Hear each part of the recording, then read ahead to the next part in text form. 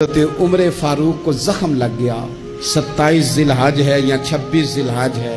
حضرت عمر فاروق زخم گہرا ہے، اپنے شہزادے سے کہنے لگے پتر سیدہ عائشہ صدیقہ کی بارگاہ میں جاؤ، اماں جی سے کہنا میں نے زندگی ساری حضور کے نام کے ساتھ گزار دی ہے، وہ جگہ جہاں آج گنبد خضرا ہے وہاں ایک حضور کا مزار ہے، ایک حضرت صدیق اکبر کا، تیسری جگہ سیدہ عائشہ نے اپنے لیے رکھی ہوئی تھی کیونکہ وہ ان کا حجرہ تھا نا، حضور نے انہیں دیا تھا، ان کی خواہش تھی ایک طرف میرے سرتاج ہیں ایک طرف میرے والد ہیں، میں یہاں رہوں گی قیام کروں گی۔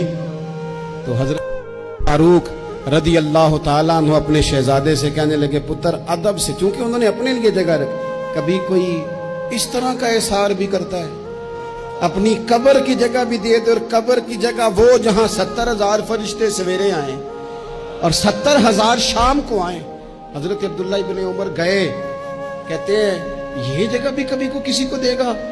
لوگوں کے دلوں میں خیال تھا۔ جناب عبداللہ ابن عمر کہتے ہیں میں نے جا کے حضرت عائشہ صدیقہ سے کہا اماں جی والد کو زخم لگ گیا ہے، وقت آخری لگتا ہے۔ سیدہ رو پڑی، کہنے لگے میرے ابا جی کی خواہش ہے کہ میں نے حضور کا غلام بن کے اور ابو بکر صدیق کا مشیر بن کے وقت گزارا ہے، اگر مجھے وہیں جگہ مل جائے حضور کے قدموں میں تو این سعادت بزور بازو نیست، اتنی بڑی سعادت کیسے اور ملے گی؟ حضرت عائشہ رو پڑی، کہنے لگی یہ بخاری میں موجود ہے۔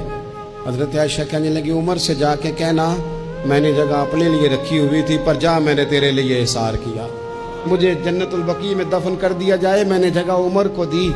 ہمارے بزرگوں نے تو اتنی بڑی قربانیاں دے کے ہمیں سبق دیا ہے، کچھ نہ کچھ احسار کا قربانی کا جذبہ ہمیں اپنے دلوں میں پیدا کرنا چاہیے، گنجائش بنانی چاہیے۔